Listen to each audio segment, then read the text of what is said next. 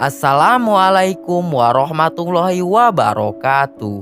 Halo guys, apa kabar semuanya? Selamat datang kembali di channel Usi di Mopi. Di video kali ini saya akan menceritakan alur cerita film yang mengisahkan tentang kasus pengencrotan yang terjadi di negara itu, yaitu Terry. Nah guys, film yang berasal dari India Selatan atau tepatnya dari perfilman Tamil ini disutradarai oleh cowok yang bernama Jet Li. Film ini dia berkolaborasi dengan Joseph Vijay, aktor yang tidak perlu diragukan lagi. Bahkan aktingnya, mereka berhasil mengadu emosi penonton dalam film ini. Karena film ini benar-benar sangat menyentuh banget guys. Penonton akan disajikan dengan adegan aksi yang menarik, dibalut dengan kasus pengencrotan atau pengenceritan yang sempat viral di India beberapa bulan lalu, di mana ada seorang perempuan yang dikencrot, lalu mistinya dimasukkan besi berkarat. Yang jelas ente-ente tidak akan kecewa lihat film ini.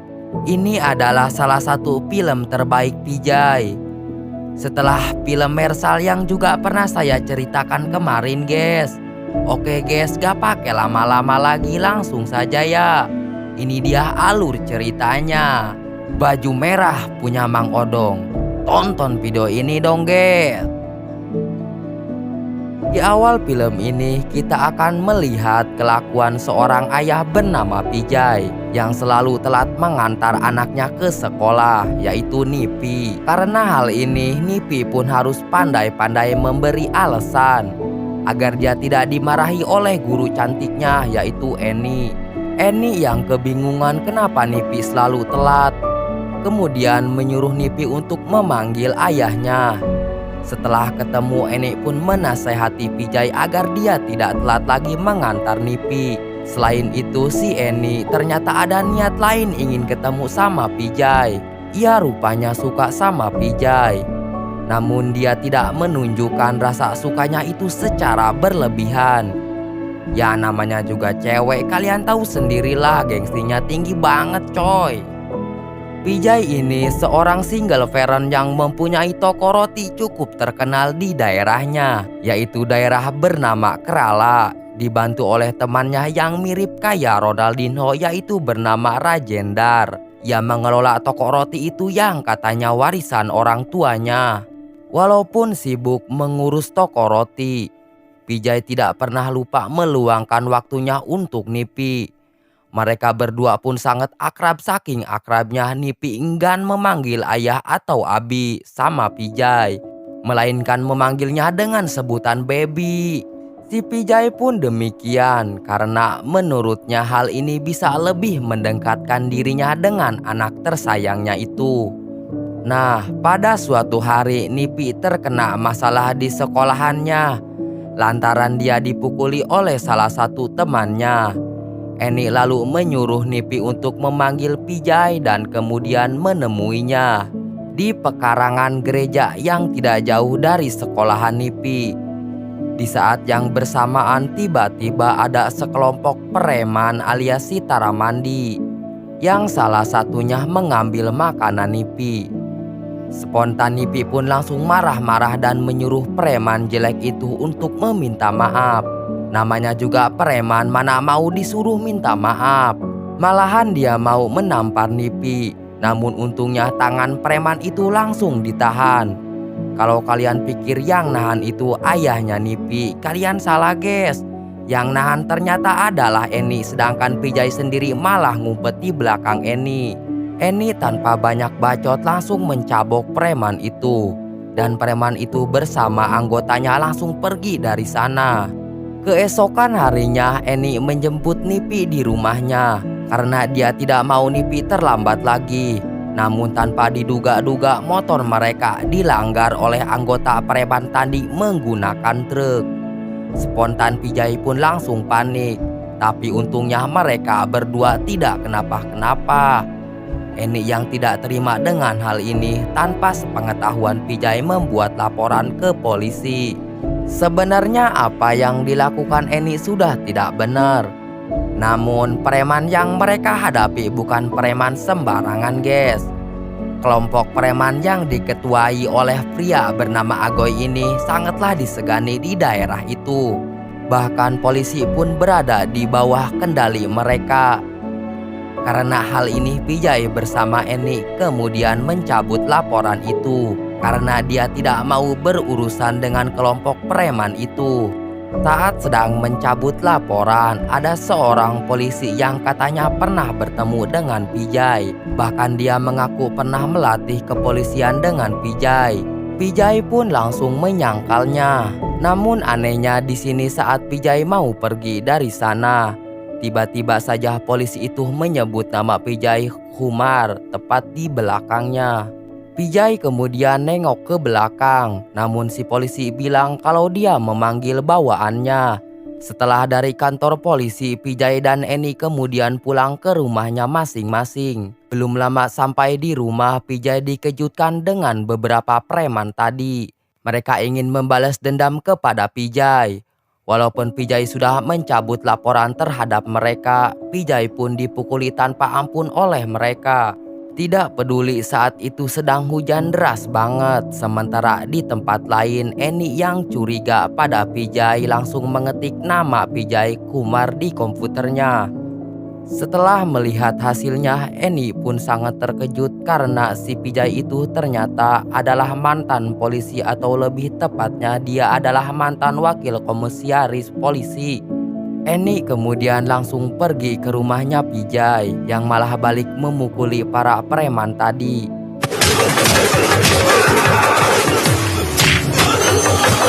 Ternyata Vijay cuma kalah di awal pertarungan aja. Dia dengan ganasnya mengajak satu persatu preman itu sampai para preman itu kabur dari sana. Setelah rahasianya terbongkar, Vijay kemudian menceritakan kepada Eni kejadian 10 tahun yang lalu, di mana saat itu Vijay masih menjadi polisi, merupakan wakil komisaris di kota bernama Chennai. Ia sangat lihai dalam mengatasi segala macam kasus, dan yang paling penting ia adalah polisi jujur. Nah, salah satu kasus yang pernah ia hadapinya adalah mengatasi para preman sangar yang tidak ada otaknya mabuk di sebuah kelas sekolah. Kasus ini sebenarnya ada bocah sih, nggak ada ngeri-ngerinya sama sekali. Di sini dia gak bawa pasukan untuk menangkap mereka. Dia hanya sendirian yang masuk ke sana dan kemudian memberikan pertanyaan anak SD ke beberapa preman itu. Jika berhasil menjawab, maka Vijay akan pergi meninggalkan mereka. Namun sebaliknya, jika gak bisa jawab, Vijay akan memukul dengan rotan kayu.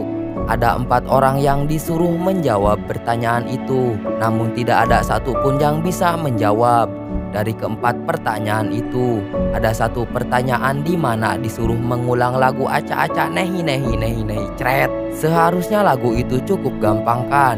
Namun si preman dengan kocaknya mengulang lagu itu seperti ini. Ya udah, karena gak bisa jawab, mereka dipukul sampai badannya merah-merah. Dan kemudian mereka dibawa ke kantor polisi. Di sela-sela tugasnya menghadapi para penjahat itu, juga harus menghadapi ibunya yang terus-terusan menjodohkannya. Padahal si Vijay ini gak suka dijodohkan, tapi namanya juga orang tua, ente-ente tahu sendirilah. Satu persatu gadis pun sudah dilihat sama Vijay, namun tidak ada yang selepel di hatinya. Sok keren banget dah. Hingga pada suatu hari, Vijay dan ibunya yang baru pulang dari rumah yang salah satu gadis melihat sesuatu ada yang janggal di perempatan lampu merah. Di sini dia melihat sepasang anak kecil yang kaki dan matanya cacat sedang menjual tisu paseo. Vijay lalu menawarkan anak itu untuk sekolah. Namun di saat yang bersamaan, bos anak itu tiba-tiba datang ke sana. Ia menyuruh Vijay untuk tidak mempengaruhi anak itu, atau dia akan memukuli Vijay. Belum tahu dia siapa itu Vijay. Vijay yang sudah sangat geram kepada preman itu langsung menghentikan mobilnya di pinggir jalan dan kemudian mendatangi preman itu.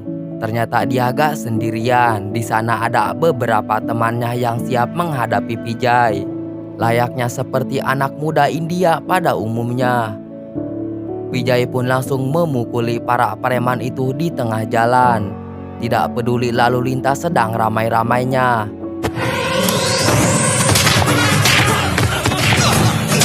Setelah puas memukuli para preman itu, Vijay kemudian membawa mereka ke rumah sakit.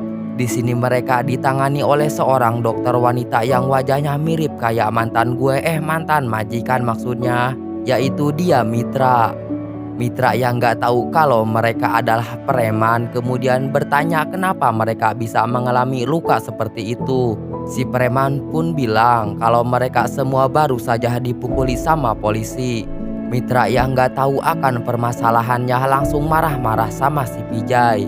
Vijay kemudian bilang kalau tahu apa yang telah mereka lakukan, ada anak laki-laki berumur 6 tahun. Preman itu sengaja memutuskan sebelah kakinya dan kemudian untuk menjual tisu paseo. Lalu ada anak perempuan berumur 9 tahun. Preman itu sengaja memutuskan mata sebelah kirinya dengan menggunakan cairan logam. Setelah tahu semua itu, Mitra yang sebelumnya sangatlah garang langsung menangis tindakan mulianya itu. Selain dua anak itu, Vijay juga berhasil menyelamatkan beberapa anak lain dan ia berjanji akan menyekolahkan mereka. Setelah tahu si Vijay ini adalah polisi baik, Mitra langsung senyum-senyum gak jelas nih guys sama si Vijay. Ia tanpa basa-basi langsung ngajak Vijay untuk ketemuan di suatu tempat. Ya udah, mulai dari saat ini mereka pun mulai dekat-dekat dan akhirnya mereka pun pacaran. Di sela-sela kebahagiaan karena sudah mempunyai pacar, Vijay harus menghadapi satu kasus yang benar-benar mengubah hidupnya. Jadi guys, ada seorang bapak yang melapor pada Vijay kalau anaknya yang bernama Reggie hilang selama 3 hari. Tanpa buang-buang waktu, Vijay bersama anggotanya langsung mendatangi perusahaan teknologi, di mana itu adalah tempat kerjanya Reggie. Vijay pun mulai mencari jejak Reggie di sana, mulai melihat rekaman CCTV lalu bertanya ke orang-orang sekitar dan dia juga menggunakan anjing pelacak untuk mencari Reggie. Singkat cerita, melalui rekaman CCTV, Vijay mengetahui kalau Reggie telah diculik oleh pengemudi mobil Audi berwarna merah. Dia lalu menyuruh Rajendra yang merupakan polisi dan juga supirnya untuk mencari tahu siapa pemilik mobil itu. Keesokan harinya, Reggie ditemukan oleh penggembala kambing di dekat sungai yang cukup jauh dari tempat kerjanya.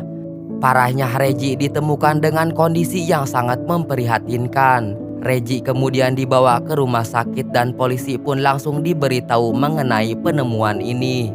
Setelah tahu Reggie telah ditemukan, Vijay langsung pergi ke rumah sakit dan betapa terkejutnya dia setelah melihat keadaan Reggie yang sudah kritis. Vijay lebih terkejut lagi setelah diberitahu apa yang terjadi pada Reggie. Ternyata gadis ini mengalami sesuatu yang sangat mengerikan. Ia dikencrot dengan kejam terus-menerus selama 3 hari hingga membuat misnisnya menjadi rusak. Apa tuh misnis guys? Apakah palatuk? Yang bikin saya nyesek guys. Setelah dikencrot, si pelaku dengan sadisnya memasukkan besi berkarat ke dalam misnisnya.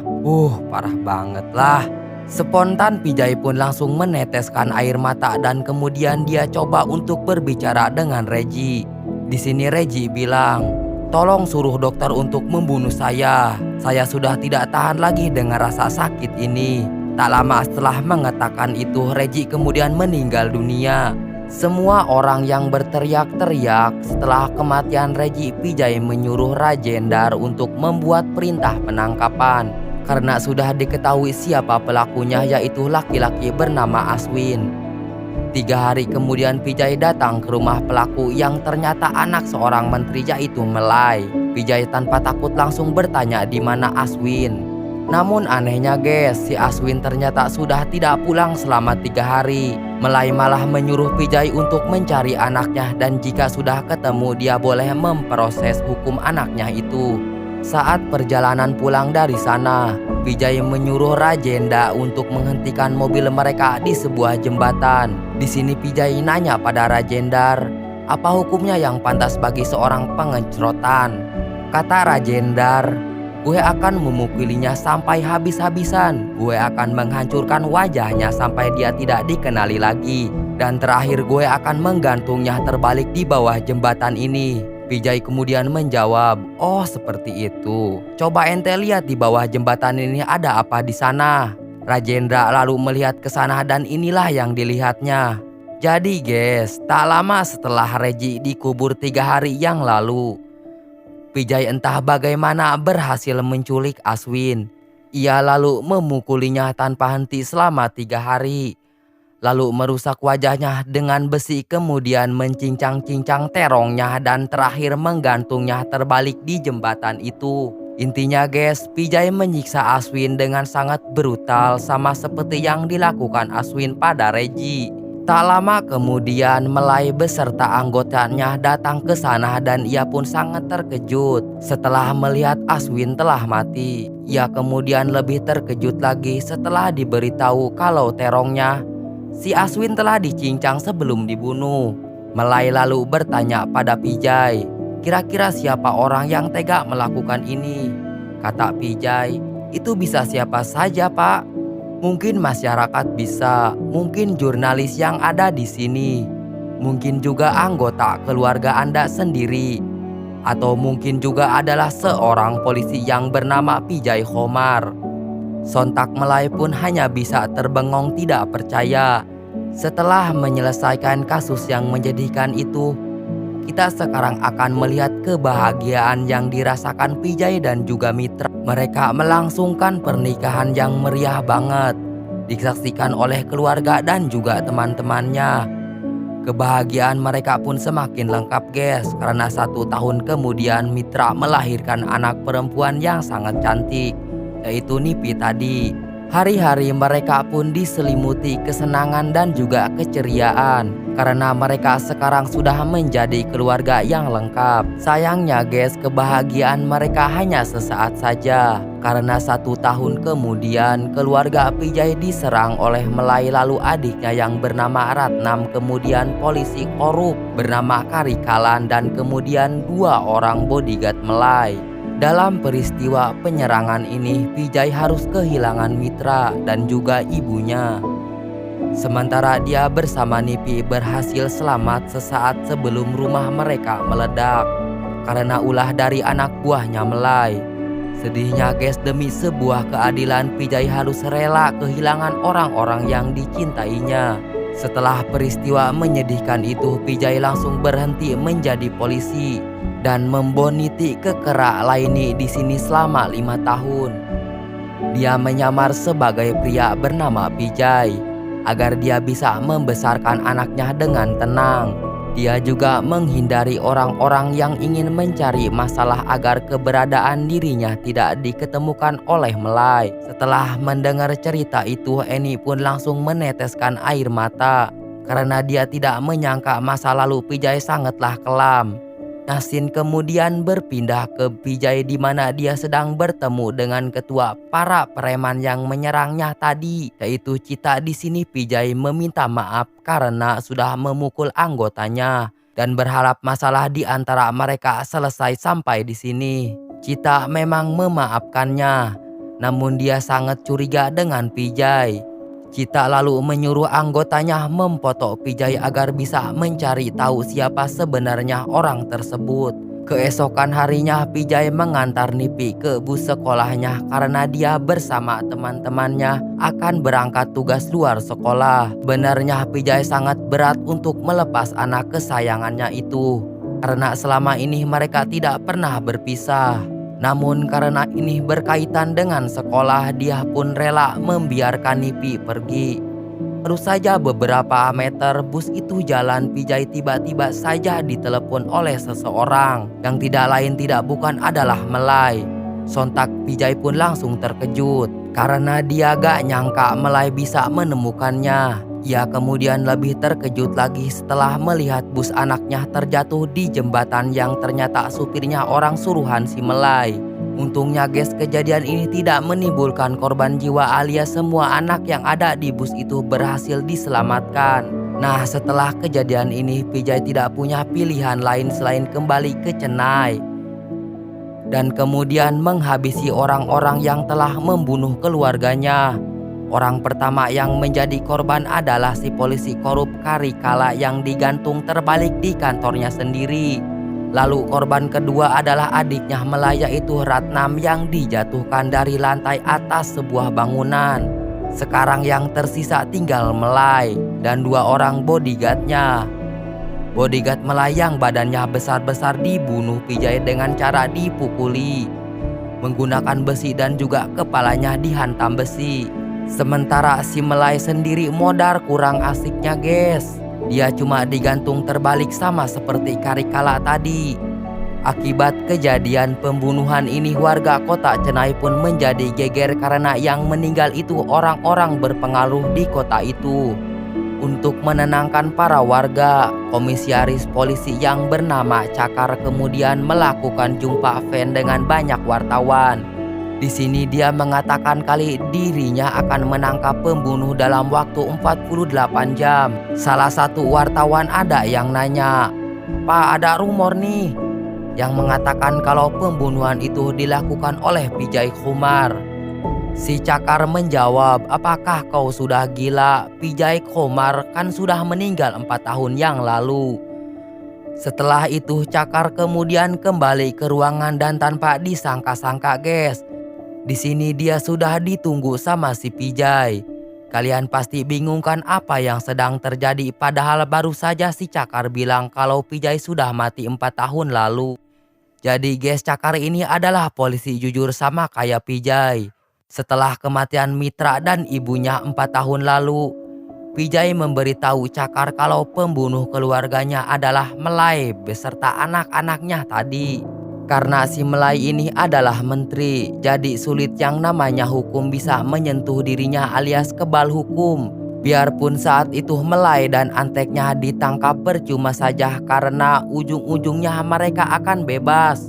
Oleh karena itu Cakar menyuruh Pijay untuk melakukan teknik hantu. Apa itu teknik hantu? Itu merupakan operasi rahasia untuk membunuh penjahat kelas kakap yang seperti saya bilang tadi, yaitu kebal hukum. Pijay Kumar sengaja diberitakan telah meninggal 4 tahun lalu agar dia bisa melakukan operasi ini sekaligus membalas dendam atas kematian istri dan juga ibunya. Selanjutnya scene kemudian melompat jauh hingga beberapa tahun setelahnya, di mana kita akan melihat keindahan sebuah negara bagian yang sampai sekarang masih menjadi sengketa, yaitu Jammu dan Kashmir. Di sini Nipi, Rajendar dan Eni yang sekarang sudah berpacaran dengan Pijay hidup tenang di tempat itu. Pijay terpaksa membawa keluarganya ke sana karena dia akan melanjutkan teknik hantu. Scene kemudian di film ini ditutup dengan Pijay yang terima paket foto dari komisaris mengenai korban selanjutnya. Pijay kemudian meminta izin pada Nipi untuk pergi selama 10 hari. Dan Nipi pun mengizinkan dan film ini pun berakhir guys. Jadi itulah guys alur cerita film India yang sangat menyentuh, dibalut dengan adegan action yang sangat keren, yaitu Terry. Cerita film ini memang sedikit rumit, namun kalian menyimaknya dengan sungguh-sungguh maka ente-ente akan mengerti dengan alur ceritanya. Intinya film ini mengkritik keras kepolisian negara itu karena hanya bisa menuntaskan sedikit kasus pengencrotan.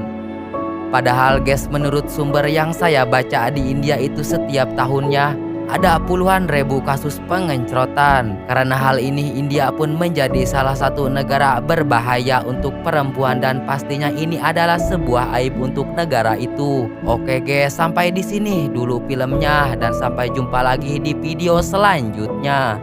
Saya admin pamit undur diri.